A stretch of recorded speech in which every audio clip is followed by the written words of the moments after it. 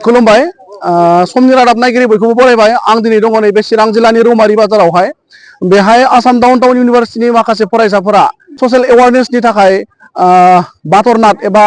लामानि फावथाय दिन्थिफुंनाय हाबाफारि लादों बे लामानि फावथाय दिन्थिनाय हाबाफारिखौ लादों बेनि सोमोन्दै आं बिथांमोननिफ्राय मिथिनानै लागोन आं दा बे समाव नैबे अर्गेनाइजार सासे बिनानावनिफ्राय मिथिनानै लानो थाखाय आं फैदों नोंथांमोना जितु डाउन टाउन इउनिभारसिटिनिफ्राय फैनानै नैबेबायदि लामानि फावथाय दिन्थिफुंदों गुबै थांखिया माखौ लानानै माने बे फावथायखौ दिन्थिनाय जादों खुलुमबाय गिबियावनो खुलुमनाय जासिहरग्रोनाय थाबाय आं संगिता बसुमतारी जों डाउन टाउन इउनिभारसिटिनिफ्राय फैदों बेयावहाय जों ससियेल वर्कनि स्टुडेन्ट बेयावहाय जों गासै बिएसडाब्लिउ दङ ओमफ्राय ससियेल एमएसडाब्लिउ नि स्टुडेन्टस दङ जोङो गिबियावहाय रुरेल केम्पआव फैदोंमोन एन्ड अर्गानाइजेसनावहाय ओमफ्राय जोङो दिनैहाय जोंनि 4th डे आरो ना ओमफ्राय जोङो जोंनि मेन टपिकआ जादों ड्राग्स एडिक्सनखौहाय कन्ट्रल खालामनाय ओमफ्रायहाय जोङो दिनैहाय गुबुन गुबुन जायगायावहाय खालामदों दाबथाम दाब्रै जायगायावहाय खालामखांबाय जोङो ओमफ्राय दा जोंनि जोबथा फावथिना देखायनायमोन आरोना बियो दिनैनि थाखाय माने फावथिनाया जों दिनैल' देखायखादों ओमफ्रायहाय गुबुन गुबुन दिनावहाय जों आलदा आलदा माने इभेन्ट लानानै खालामदों आरोना ओमफ्राय जों गाबोनहाय रिलियाव थांगोन ओमफ्रायहाय दा बे हाबाफारिखौहाय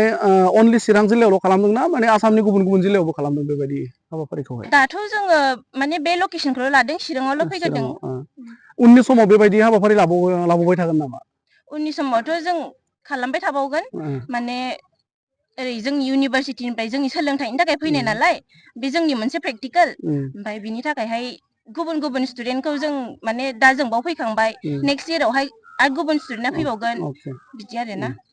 दा गोजोननाय थाबाय दा बेबायदि लामानि फावथाय दिन्थिनानै रायजो राजानिफ्राय माबायदि रेसपन्स मोनदों नोंथांमोना माने रायजो राजाफोरखौ एसे बुजिनानै लानो हागोन कि माने जों गाव गाव सांग्रां जानानै गावनि फिसाफोरखौ माने मोजां लामाखौ दिन्थिनो हागोन ओमफ्राय गुबुनफोरखौबो सांग्रां खालामनो हागोन बेनो आसा थाबाय गोजोननाय थाबाय जोंजों दान्दिसे सम होनायनि थाखाय दा जोंनि समनि रादाब नायगिरि नोंथांमोना नुनो मोनबाय नैबे डाउन टाउन इउनिभारसिटिनि माखासे स्टुडेन्टआ ससियेल एवारनेस गुबैयै ड्राग्स बाहायोब्ला मा जायो बा ड्राग्सनिफ्राय जों माबायदि सांग्रां जानो हायो बेनि लामानि फावथाय दिन्थिनायखौ नुनो मोनबाय दा बे समाव आङो रौमारि ओनसोलनि सासे सुबुंनिफ्राय मिथिगोन दिनै डाउन टाउन इउनिभारसिटिनिफ्राय माखासे फरायसाफोरा फिल्ड वार्कनि थाखाय फैनानै ड्राग्सनि सायाव सांग्रांथियारि मोनसे लामानि फावथाय दिन्थिनो लादों दा बेखौ नोंथाङा मा बुंगोन बेनि सोमोन्दै खोब मोजां जादों बिथांमोना जिथु माने इनिसियेटिभ लादों जिथु स्टेप लादों बिथांमोना माने आसाम डाउन टाउन इउनिभारसिटिनिफ्राय फैदों आरो बिथांमोननि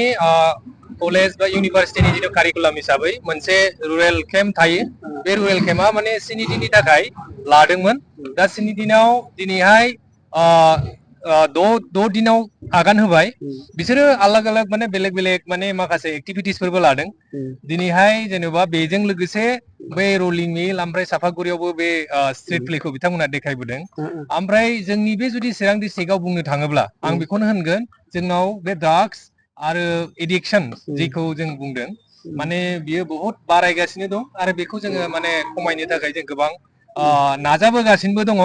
आरो फारफ्रोमबो जेन'बा फरायसाफोरानो जाथों बा गार्जेनफ्रानो जाथों बा जोंनि फरायसुला फरायसुलि लोगो बिथांमोनानो जाथों बयबो जुदि सांग्रां जायोब्ला बयबो जुदि बिनि सायाव खामानि मावोब्ला आं सानो माने जों बियो जितु ड्राग्स एडिक्सननि थाखाय जों जितु माने जोंनि इयुनखौ फिउचारखौ जितु फोजोबस्रांनो थांगासिनो दं बियो निस्सय मोनसे मोजां स्टेजाव फैगोन दा बेनि गेजेरजों नोंथाङा आरो मा मेसेज होनो सानदों आं बेखौनो सुबुंफोरनिसिम मोनसे मेसेज होनो सानो जाहाथे माने साफ्रोमबो गार्जेनफ्रा माने निसा जाया आरो निसा जानायखौ गथ'फोरनि सिगाङाव माबा खालामा खारन माने जितु नाटक बे नाटकआव बिथांमोना जितु देखायदों बे देखायनाय हिसाबै जे सासे गार्जेना निसा जायोब्ला जे गथ'फ्रा मा रोखोमै बेखौ थाबैनो सोलोंनानै लायो खारन माने जों मिथिनो मोनो माने गोबांथार माखासे ओरैबायदि जिनिस दङ जायफोर जिनिसफोरखौ माने गथ'फ्रा थाब थाब सोलोंनो हायो दा ओंखायनो माने आं बयनिसिमबो खावलायो जाहाथे माने जोङो साफ्रोमबो गार्जेनफ्रा बिनि सायाव सांग्रां जायो आरो जोङो गथ'फोरखौ नांगौ रोखोमै मोजां गुन गोनां मोनसे सोलोंथाइ होनो हायो आरो बिसोरनि लाइफखौ जोङो मोनसे गोजोन लाइफ खालामनो हायो गोजोन्थों বাবা ও বাবা ভাত হলো খাহি ঠান্ডা হব নহলে দেখিয়া মই বাৰিলো ভাতখিনি কিয় হানে বাকি বাবা ও বাবা ওয়া কিবা কল ও বাবা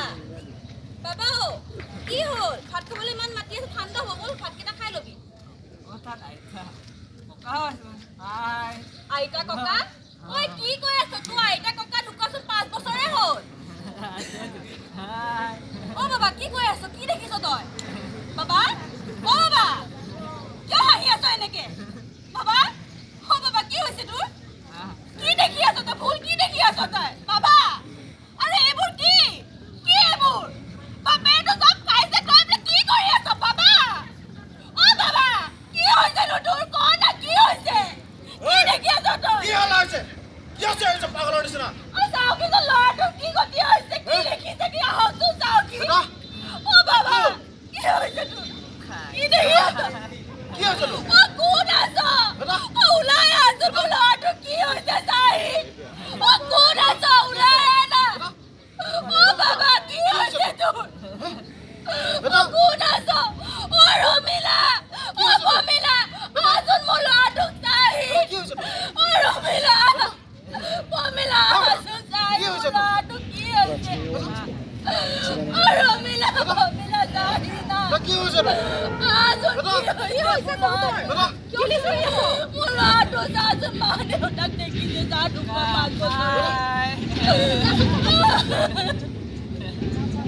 জলদি যাও ডক্টৰক মাতটো নোলায় অ বাবা অ ছাৰ মোৰ ল'ৰাটো কি হৈছে চাওকচোন ময়ো যাম তাৰ লগত নাই ময়ো যাম তাৰ লগত শেষত আমি দেখিম যে সমাজ সেৱকসকলে এই ক্ষেত্ৰত কি ভূমিকা পালন কৰে আহক চাওঁ এবাৰ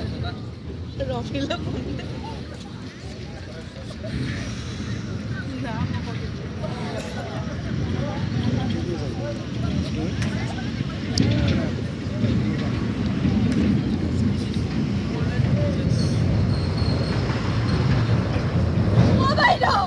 মোৰ ল'ৰাটো কি হৈছেনো কি হৈছে তাৰ আপুনি একো চিন্তা নকৰিব তাৰ একো হোৱা নাই সি আচলতে ড্ৰাগছ ব্যৱহাৰ বা নিচাযুক্ত দ্ৰব্য ব্যৱহাৰ কৰাৰ কাৰণে তাৰ আজি এনে অৱস্থা হৈছে আমি তাক 4 মাহমান ৰিহেব চেণ্টাৰত ৰাখিব লাগিব আৰু তাৰপাছত সি ঠিক হৈ যাব আচলতে সি বেয়া বস্তুবোৰ ব্যৱহাৰ কৰাৰ কাৰণে তাৰ আজি এনে অৱস্থা হৈছে ই যিটো চাই আছে এইটো হেলুচিনেশ্যন বুলি কয় ইয়াৰ যিটো হৈছে ই যিটো বস্তু দেখা পাইছে এইটো আচলতে নাই এইটোৱে হেলুচিনেশ্যন বুলি কয় আমি আপোনাৰ ল'ৰাৰ কথা পাতি গম পালোঁ যে আপুনি সদায় সদায় মদ খাই আহি ইয়াক ঘৰত হালস্থুল কৰিবলৈ আপুনি ল'ৰাটোৰ আগত পত্নীটোক হাত উঠালে এইটো হ'বই ন এনেকুৱা ল'ৰাটোৱে কি শিকিলে আকৌ ই আপোনাক চাই পেলাইতো আপোনাৰ ইয়াৰ পৰিণতি এনেকুৱা হৈ গ'ল বুজিব লাগিব ন আপুনি অলপ মোৰ ভুল হৈছে মোক ক্ষমা কৰি দিবা মই তোমালোকক বহুত বেয়া ব্যৱহাৰ কৰিলোঁ মোক ক্ষমা কৰি দিবা বেটা মই তোমাৰ দোষী মোক ক্ষমা কৰি দিবা খুলুমবাই আজি আমি এই নাটকখনৰ পৰা এইটো শিকিলোঁ যে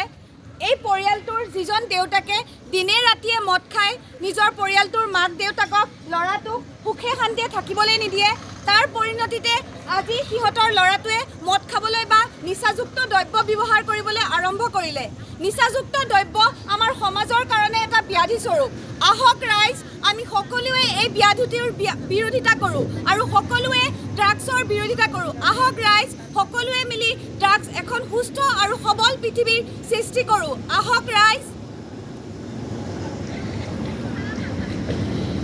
दिनै बे फावथुननि गेजेरजों जों नुनो मोनदों जे जाय न'खरनि गेदेर बा बिफाया निसा खालामो बा जौ लोङो बिसोरनि फिसाफोराबो बेखौनो नुनानै सोलोङो मानोना बिसोरनि थासारियानो बेबायदिनोखा बिसोरो मोजां गाज्रिखौ बासिनो रोङा आरो गाज्रि आखु बा बेबहाराव हाबनो थाखाय बिसोरो खनले खनले साननो रोङा बेनिखायनो आं बुंनो नाजादों दे बिमा बिफाया माने न'खरावहाय जेखौ नुयो बेखौनो सोलोङो मानोना गथ'फोरनि गुदि सोलोंथायानो न'निफ्राय जायो गोजोन्थों